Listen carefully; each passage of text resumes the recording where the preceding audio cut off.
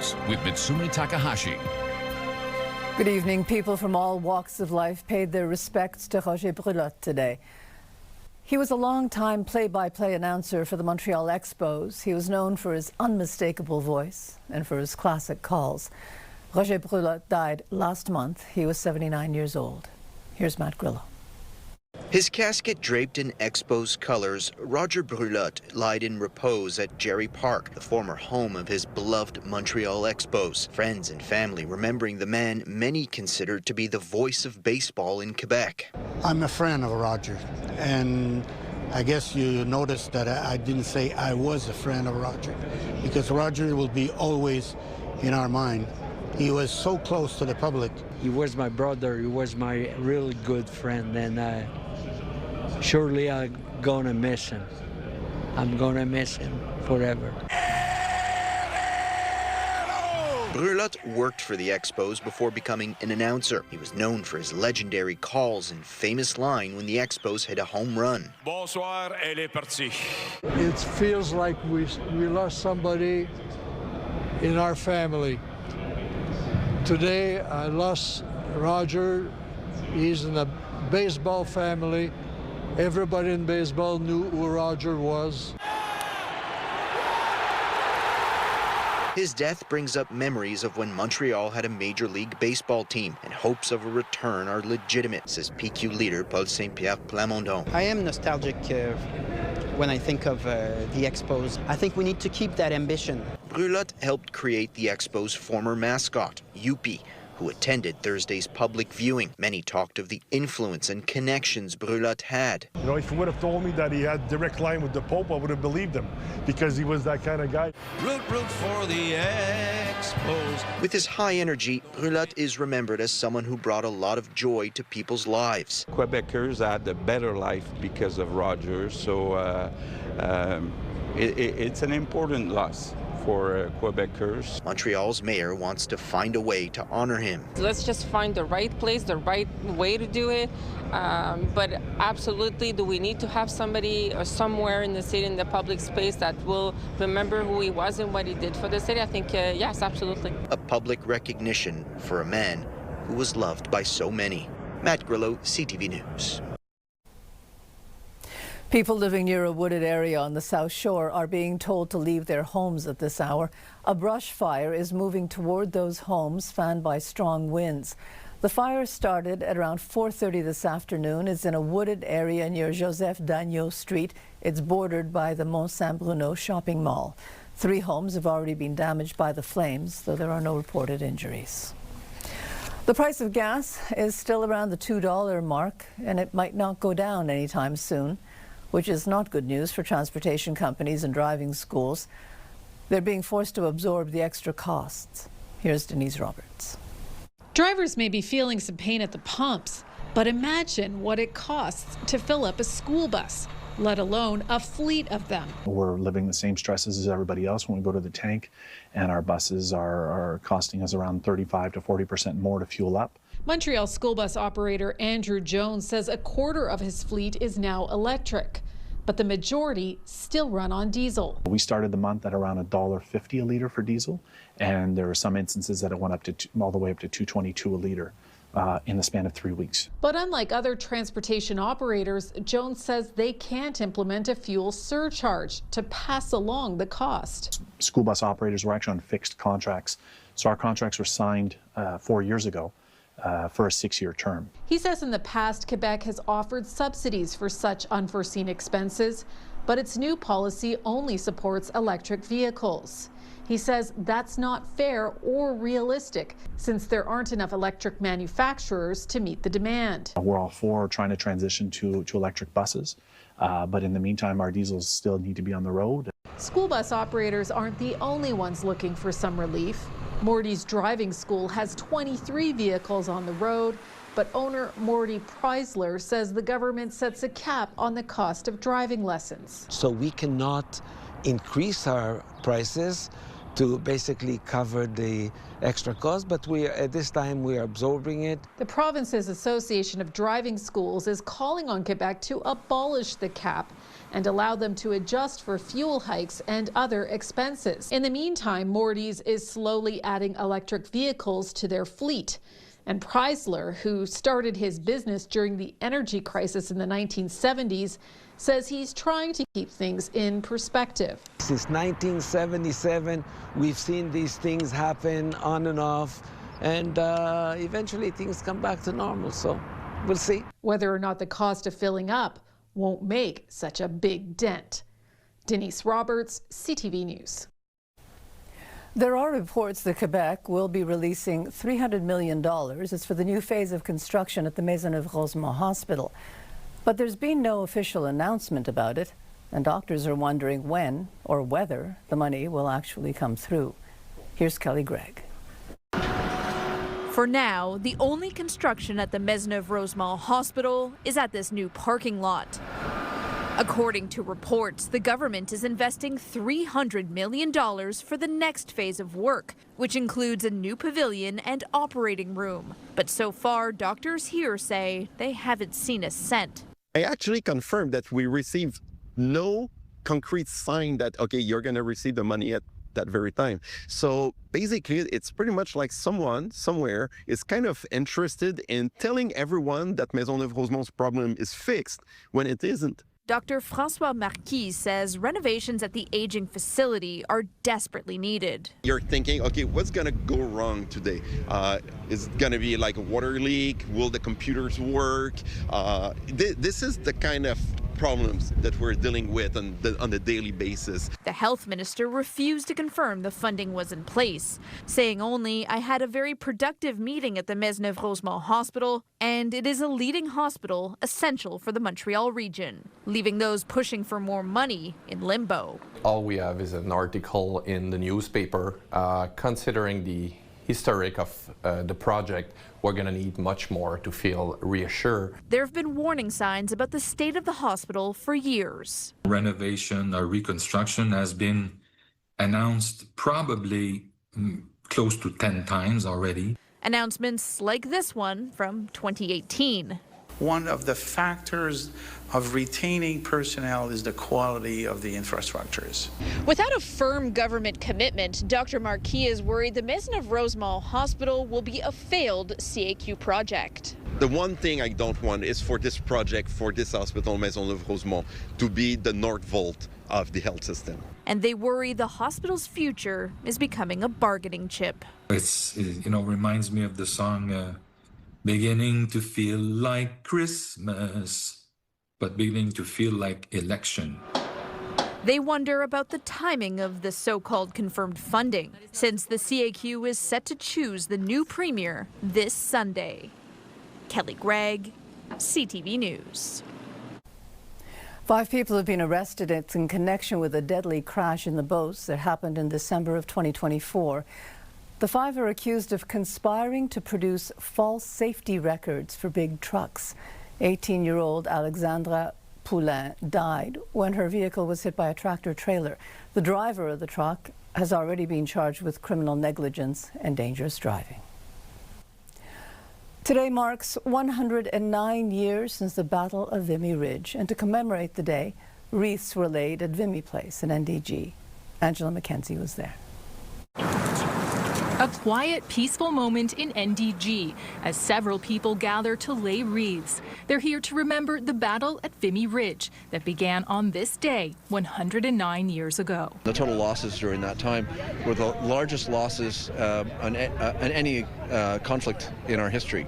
So let's remember that. For 4 days, Canadian soldiers made their way up the ridge through gunfire, sleet, and muddy conditions. But their stunning victory came at a cost. More than 3,500 500 Canadians died. 7,000 were wounded. A bloody day, Vimy Foundation Chair Chris Shannon wants everyone to remember. We are becoming, as people stare into their phones and focus on the moment, a society without memory. And I think the study of history is very important for people. Today, the foundation teaches that history through its educational programs at the Vimy Memorial in France. Chloe Guan went 2 years ago and says more young people should take part. I think we should kind of base our understanding of the future on things that happened previously.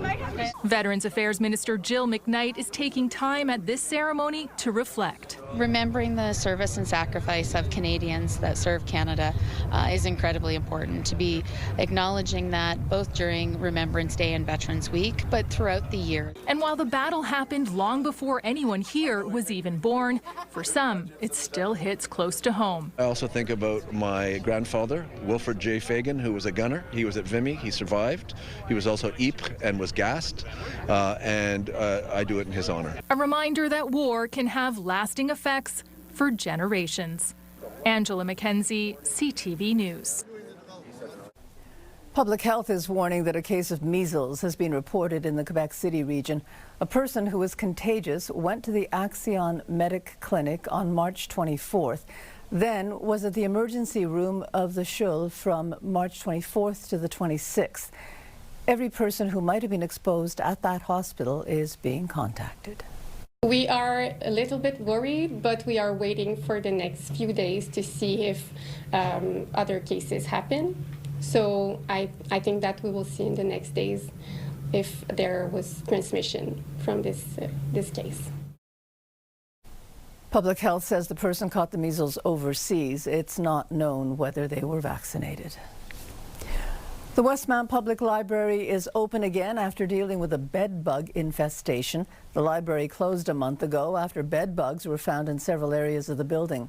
Over the past 4 weeks, the building was cleaned, ventilation filters were replaced, as was some furniture.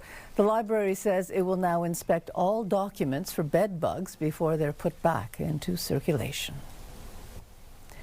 It is a major win for concert venue owners. The Plateau Montreal Bureau says police will no longer issue fines for noise complaints. Here's Matt Gilmore. They are a constant worry for small venue owners.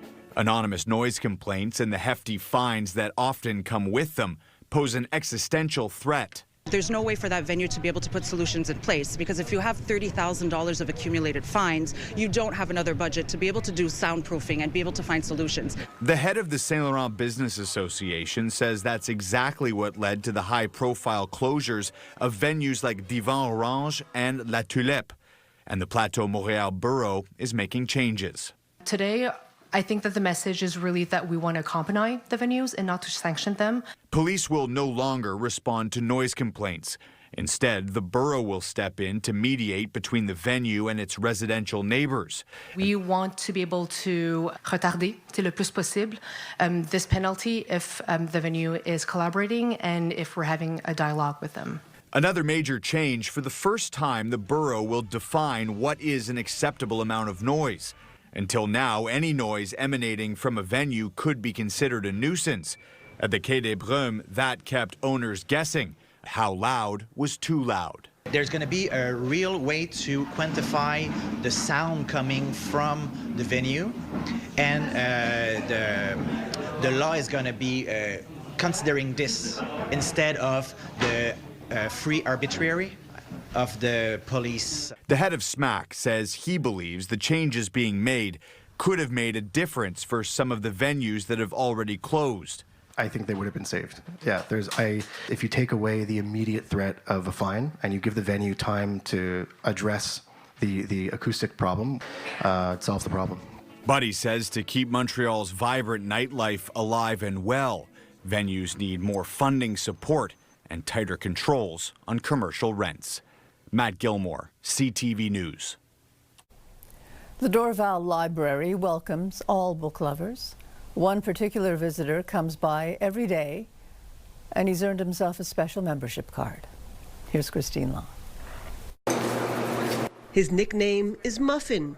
He's 5, and he loves the library. Peter and Janet Bjorn live nearby and have a very sociable cat. 10 people coming in. Oh, no, they just go by, hi, Muffin. You know Muffin? Yeah, Muffin's always here. He's a regular, part greeter, part ambassador. He knows when to show up, he knows when we close, he knows which doors to go to as well. He'll try the front door, the sliding doors. Muffin's family even lets the library know when he's on the prowl. She said, he's the library cat that comes to visit you. So she said, I'm just going to let him out now. So she does, and wouldn't you know it, 5 minutes later, he was at the front door. He doesn't go into the stacks. Muffin likes the staff members here. So much so, he's even tried to stow away. We love him, the clients love him. He's like so wonderful to have at the door when you're walking into the library.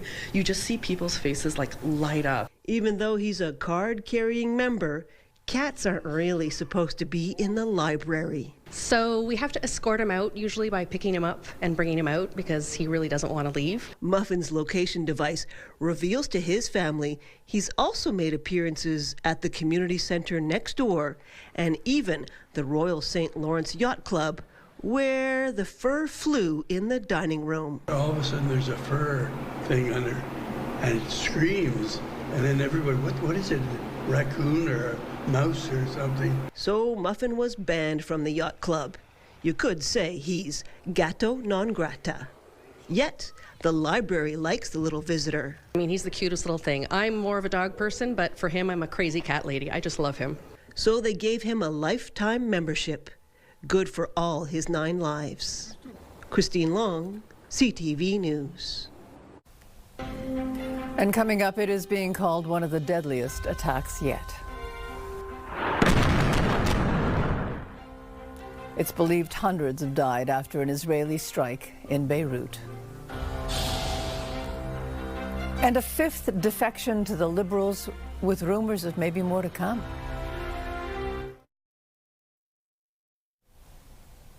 There are questions today about the latest defection to the federal Liberals.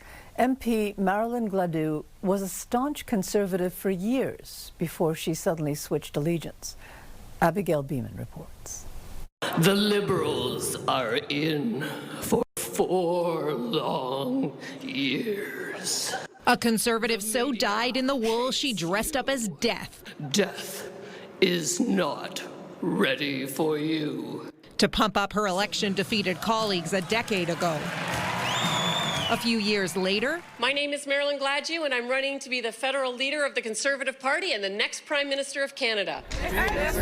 Today's Liberal Prime Minister left explaining how the newly bigger tent Liberal Party absorbs Gladu, a social conservative who fought a bill banning conversion therapy for being too broad and said she'd allow MPs to advance bills restricting abortion. She will vote with the government if there are votes relating to any aspect of that issue, as well as the rights of Canadians to be their whole selves, to love who they love, and to fully enjoy their rights. Mark Carney is saying to Canadians, your vote does not count. In BC, the Conservative leader said constituents should be able to have a by-election after a floor crossing, and he deflected a question about what losing 4 MPs means for his leadership. 87% of grassroots Conservatives who backed up my leadership less than 90 days ago to fight for an affordable, safe, and strong Canada. Our mandate and my leadership does not come from dirty backroom deals. While the newest federal party leader sees the floor crossings as an opportunity. They're getting floor crossers from the extreme right, and I don't know what it means to be a Liberal anymore. Canadians need a progressive alternative, and the lane is wide open for the NDP there. Asked about the possibility of even more floor crossers, which has political circles buzzing, the Prime Minister said in this process he's nearly the last to know. Abigail Beeman, CTV News, Ottawa. Voting day in the Terrebonne by-election is Monday, and today the Prime Minister joined the Liberal candidate there to do some campaigning in the riding. Tatiana Auguste won the riding last year by just 1 vote. The Supreme Court ordered a new election because of an error by Elections Canada. The Bloc candidate who lost by that 1 vote is Nathalie Sinclair Desgagnés. The Prime Minister also took some time to visit the port terminal in Contrecoeur today. There, Mark Carney announced the start of work on a major port expansion for that terminal. The government says the project is the largest port expansion in Canadian history and will create thousands of jobs. Ottawa has put up almost $1.2 billion in financing. This is the first of the so-called nation-building projects to begin since Mark Carney was elected a year ago. This container terminal expansion will transform the Port of Montreal. It will add modern, high-efficiency terminals, an integrated fully with rail, road, marine infrastructure, increasing capacity at the port by 60%. It will open the door to new markets and a host of new trading opportunities for Canadian businesses. The expansion project was first proposed 40 years ago, and it's faced numerous delays. A second phase of construction is expected to begin next year. This is day 2 of the ceasefire with Iran, and Tehran is already accusing the U.S. and Israel of violating the ceasefire's terms. Meanwhile, Iran continues to restrict tanker traffic in the Strait of Hormuz. Joy Malbin reports. Israel blew up bridges in Lebanon in its battle against Iranian-backed Hezbollah militants. Yesterday's bombings in Beirut, one of the deadliest, says the health ministry, killing hundreds and wounding more. Angering Iran, who insists that attacking Lebanon is off limits and part of the ceasefire. No ceasefire ever goes without a little bit of choppiness. What we have been very clear about is that we want to stop the bombing. We want our allies to stop the bombing, and we want the Iranians to do the same thing. The Trump administration asked Israel to scale back. Today, Prime Minister Benjamin Netanyahu authorizing direct talks with Lebanon aimed at disarming Hezbollah and bolstering a shaky truce with Iran that still has a grip on the Strait of Hormuz. Video shows very little traffic moving through the critical oil and shipping route, opening it a key demand from President Donald Trump, who issued a new warning saying the U.S. military will remain in Iran until such time as the real agreement reached is fully complied with. If not, then the shooting starts bigger and better and stronger. NATO Secretary General Mark Rutte says the alliance is working with Washington to keep the strait open.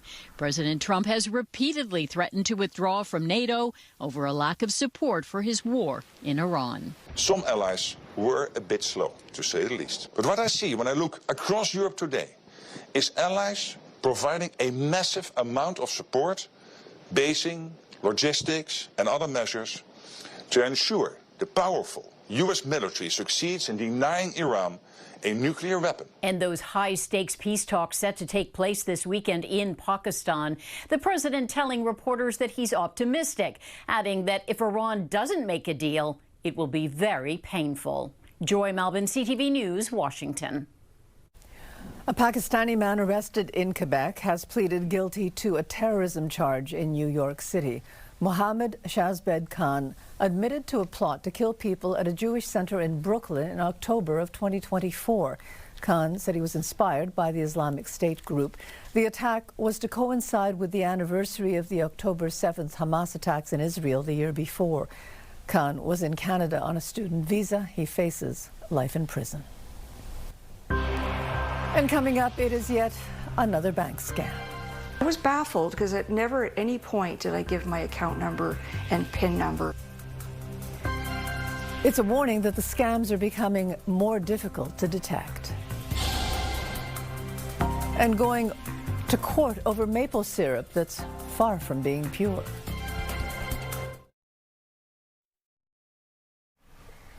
The CAQ will choose its new leader and premier on Sunday. Meanwhile, in Ottawa, 5-4 crossers in 5 months. David Urtel joins us. Hi, David. Hi, Ms. Sumi. So, David, I'd like your opinion on this, about the floor crossing. I mean, we've seen 5 now in the past 5 months, but still, this isn't something that an elected member does easily, right? It's not. I mean, we're seeing all the theater and everybody posturing, positioning, but as myself, having been elected twice, I mean, a decision like that, you have to talk to your riding executive, obviously your family, your friends, your organizers, and you live in the riding. think about that. You're actually in the riding. You're the person that has to go to the grocery store in your riding, that has to go to events in your riding, that has to be everywhere, you know, when you're not in Ottawa or in Quebec City. And you have to face your constituents basically all the time. And so when you're making that decision, it is not a small thing. It's not just a political gesture in Ottawa or in Quebec City in the National Assembly or the House of Commons. It has profound ramifications, and it's well thought out. So I think in this case, what you're seeing is obviously a shift in what the Liberal Party of Canada stands for in the country. And it seems, you know, poll after poll is showing us the high popularity of Mark Carney, even in provinces where the Liberals were never competitive. And it shows also the problems that Pierre Poilievre has. But in terms of individual MPs making these decisions, you have to think that, you know, these are not lightly made decisions. And let's remember also, this is a part of our history and our culture. I mean, just one example, Mitsumi. Think about how the Bloc Québécois' destiny would have been different if Lucien Bouchard and Jean Lapierre would not have been allowed to floor cross back in 1990. True. Okay, now I want to get to the CAQ. I remember at the beginning of this leadership race between Christine Fréchette and Bernard Drinville, people said, oh, Christine Fréchette's going to win, no contest. But it looks like this race is getting a little bit closer than first thought, isn't it? Yes and no, because there's a lot of spin here. We have very little data. 20,000 members, the polling is, you know, inaccurate to say the least. But what we can look at for sure is that Bernard Drinville clearly made his mark during the debates. And Christine Fréchette, what we've seen, she started out very strongly. But again, the polls, the national polls that we're seeing her at the head of the CAQ, taking the CAQ way up, even ahead of the Liberals back in January, now is the whole race and her performance has dragged the CQ down, even below François Legault's levels. But Mitsumi, what's important to point out, even at this stage, even with seemingly Bernard Drinville scoring some points, his platform is basically the third link, cutting immigration, and I'll be a good debater. That's his three key messages. Fréchette is a much more calm, thoughtful person, much more like Mark Carney, politically speaking, and she's talking about the economy with a nationalist spin. But also she has more M&As and more cabinet members supporting her. That means more organization. That means that for getting the vote out, that could be crucial. But definitely, Drinville has scored some points. And very quickly, David, because we're almost out of time, so the National Assembly is being prorogued 3 weeks. This is going to give whoever wins on Sunday 3 weeks to get ready, and there's going to be a lot of work to do, right? A lot of work to do. There's that $1 billion that Éric Girard set aside in the budget for whoever's going to be premier.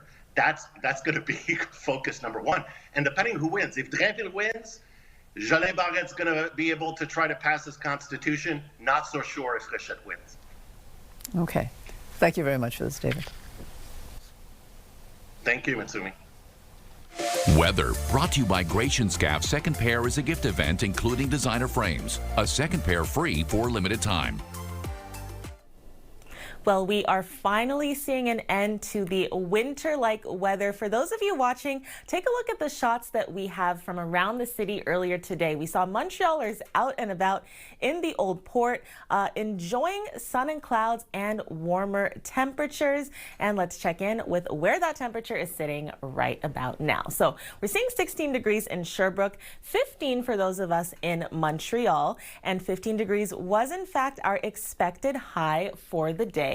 Now that is warm. Once again, our normal high is now sitting at 10 degrees, and we are expecting the milder weather to continue as we head into tonight. So for this evening, we're looking at a low of +8. That's along with mainly cloudy skies. As we move into tomorrow morning, we're looking at increasing clouds that will lead to rain. So 7 degrees is looking like our wake-up temperature, and we are expecting to hold on to rain into the afternoon, at which point point, we expect to be back at a temperature of +8. But if we set that futurecast in motion, so we see these clouds coming in toward the Montreal area over from the west, at around 8 a.m. is when we see the system that's expected to hit Montreal. So that could bring us roughly 10 millimeters of rain over the course of the day. We're expecting that rain to intensify at around noon, and then we see the system clearing out by about 4 or 5 in the evening. So on Saturday, good news, we are looking at a break from that rain. So a mix of sun and clouds with a temperature of 8 once again as the high. Then rainy days to come from Sunday all the way until this time next week. And for some context, Environment Canada is saying we do typically get 35 millimeters by this point in April. We could see closer to 50. So keep that in mind. If you're headed out, you'll want your umbrella, perhaps rain boots on you.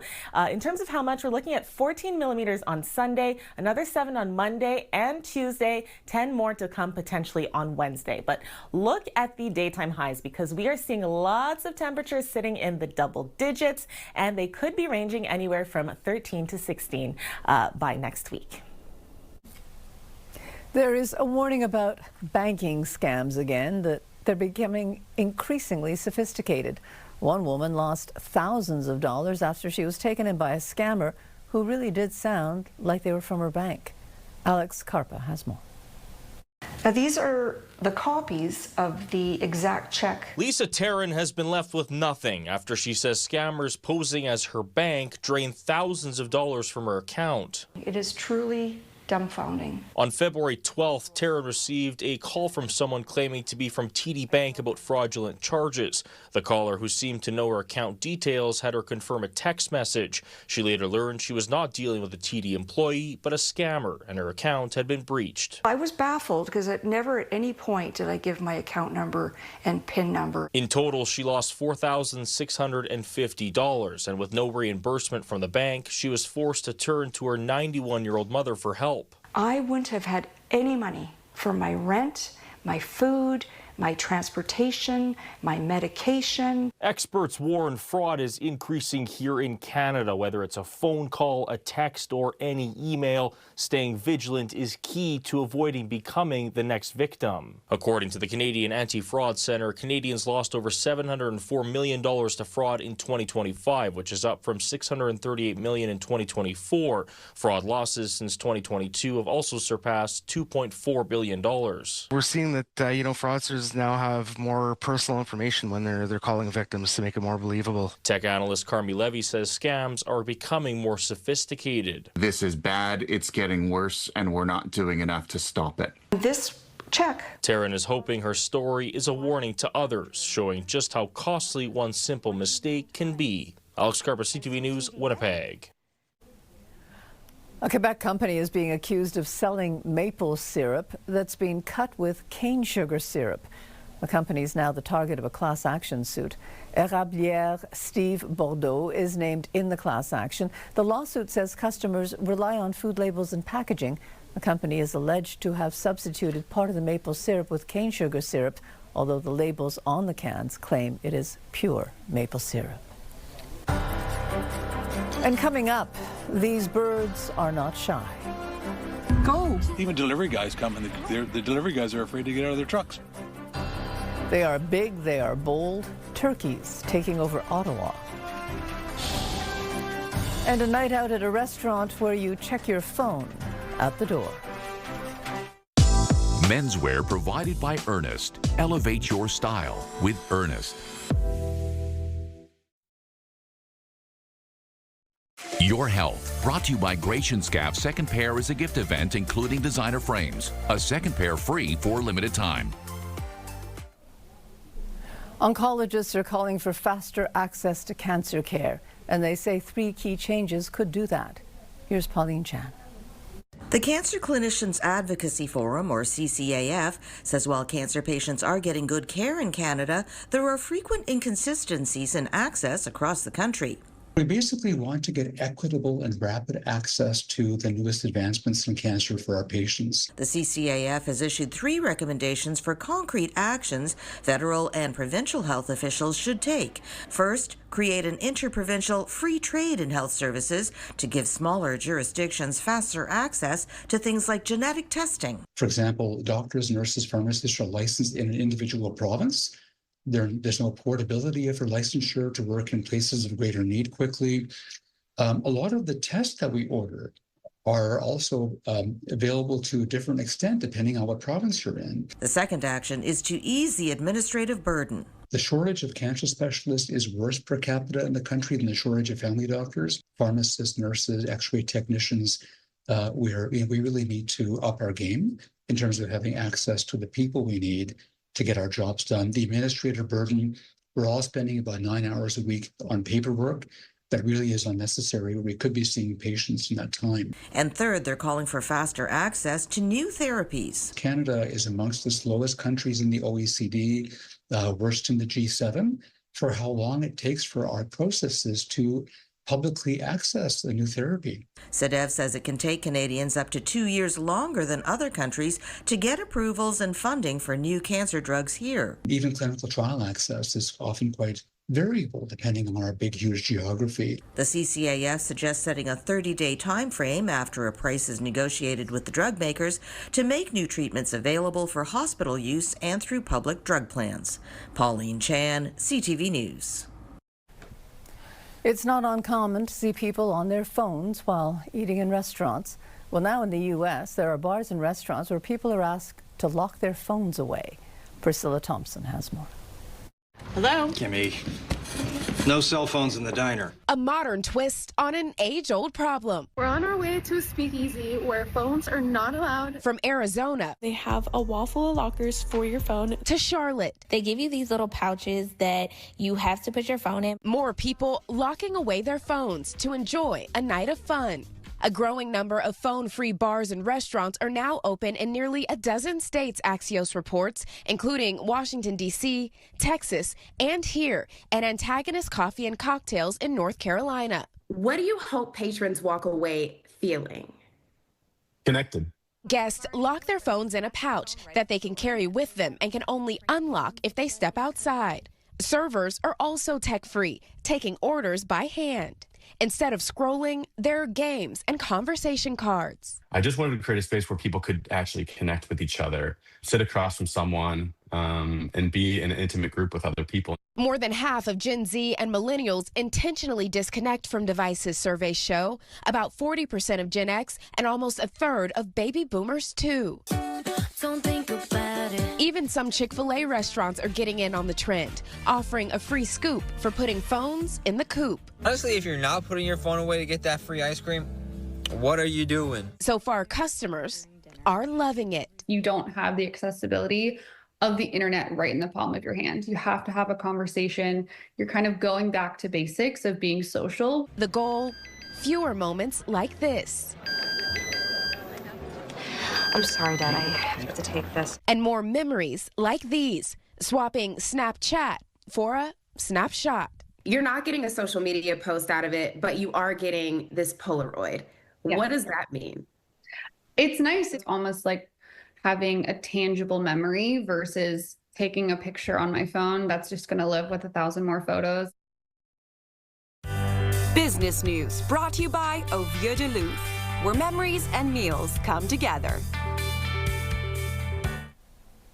Construction on the first nation-building project is officially underway. Morella Fernandez has details. Shovels are in the ground for the expansion of the Port of Montreal. The Prime Minister was there for the groundbreaking today. His government is providing just over $1 billion to more than double the port's capacity. And Ottawa's Major Projects Office helped streamline the process. The Console Corps build is one of several massive infrastructure projects the Carney government has deemed to be of national interest. Roots reported a profit of about $15 million for its latest quarter. That's compared to a $22 million loss from the same quarter the year before. The casual clothing company has struggled to connect with consumers over the last few years and recently announced a strategic review looking at how to improve the business. There are reports Disney plans to lay off about 1,000 people, with cuts coming in the next few weeks. The entertainment giant recently got a new CEO and is trying to find money to invest in its digital businesses. The company has laid off more than 8,000 people since 2022. Here are the closing numbers for the day. The Canadian dollar is up to 72.40. West Texas Intermediate is up to 97.87. Western Canadian Select down over $8 to 71.55, and the TSX lost 142 points today. Those are your business headlines. I'm Morella Fernandez.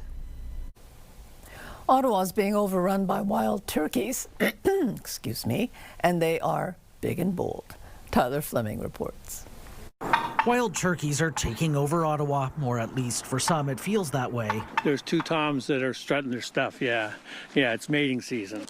In this neighborhood along Prince of Wales by the Rideau River, resident Jim Hagerman says around half a dozen call this street home. There are pets around here, really, but some of the neighbors aren't too happy about them. I haven't really had that much of a problem with them, but I can understand why people are concerned, because they are big birds.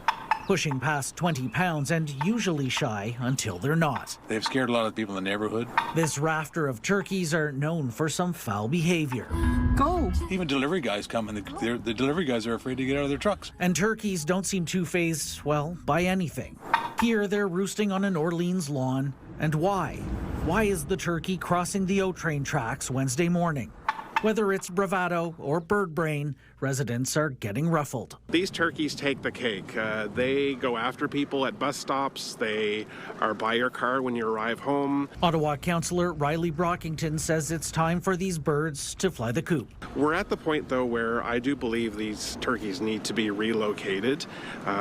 We are not able to coexist successfully because of how aggressive these turkeys are. But until the city settles on what to do, here's some turkey tips. Don't try to pet or feed them. No more bird feeders, certainly for the summer. If you see a turkey, keep your distance. If you're in a car, roll up the window. You gotta honk your horn and go at them, and then they'll take off. If you're afraid of them, I think they sense it, and they'll come towards you. But if you just ignore them, everything's fine. And here's a fun fact you can gobble up. Wild turkeys are the second heaviest bird capable of flight in Canada. First place goes to the trumpeter swan. And yes, we have those in Ottawa too. Tyler Fleming, CTV News. Tickets for the NHL playoffs are now on sale. People who are signed up for the Canadiens newsletter were able to buy tickets earlier today. General ticket sales begin tomorrow at noon. The team will also be hosting watch parties outside the Bell Centre for every home game. There's a warning tonight from Montreal Public Health, Caroline. They're seeing a spike in fentanyl overdoses. Yes, Central South Montreal's Public Health Authority has received a significant number of reports of non-fatal overdoses presumed to be related to the consumption of fentanyl. Now, these reports also coincide with detection of carfentanil, which is a highly toxic opioid in several samples of fentanyl. So they're asking people to be on the watch for that. Also, new numbers on homelessness in the province are out. They are not good, but there is a slight silver lining for Montreal. We're also going to get more information on that major fire in a wooded area of Longueuil that is still burning at this hour. And of course, we will continue to follow the Habs as they play the Tampa Bay tonight at home. Will this be Cole Caulfield's big night to make history? We've got 50 good reasons to see him do it, but it will be up to number 13 and his teammates. And of course, the Lightning might have something to say about it as well. We'll have it all at 11:30 tonight. Mitsumi. Thanks very much, Caroline. And when we come back, this might have been the ultimate long-distance phone call. Stay with us. We've got another full night of great shows for you right here tonight on CTV.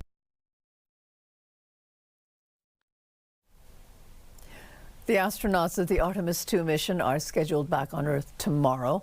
Last night, Canadian astronaut Jeremy Hansen took a very long-distance phone call. Geneviève Beauchemin reports. We've all been watching and inspired Prime Minister Mark Carney dialed up Canadian pride as he reached astronaut Jeremy Hansen and his 3 American colleaagues en route back to Earth. And his first question about collaboration, a nod to Canada-U.S. relations, well, in space. I mean, this is such a unique example for the world and beyond. You can see we got our flags here together. We're better together. Carney did have a pointed question regarding a jar of Nutella that was spotted floating through the capsule earlier in the mission. One point of reassurance that the preference is for maple syrup over Nutella on your pancakes in the morning. I hope. Absolutely, sir. I can send Christina to get the syrup right away. That's the syrup floating by. Moments of levity mixed with talk of the risks of spaceflight and what the mission has meant to so many Canadians. All of you 4 have been really, really good news.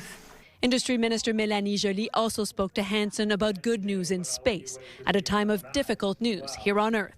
A moment of unity in the midst of difficult geopolitical times.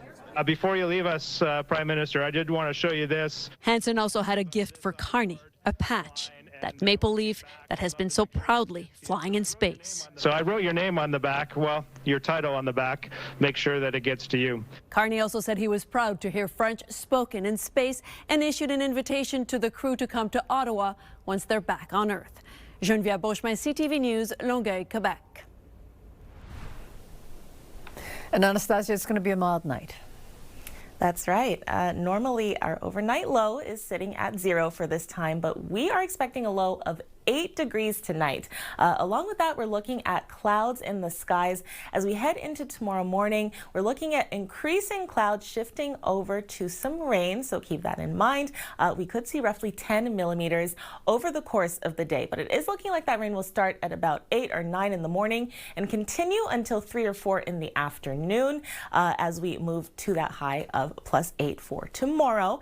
On Saturday, to start the weekend, we are looking at a mix of sun and clouds for the day and then a return to more rain. So on Sunday afternoon, we could see roughly 14 millimeters coming our way.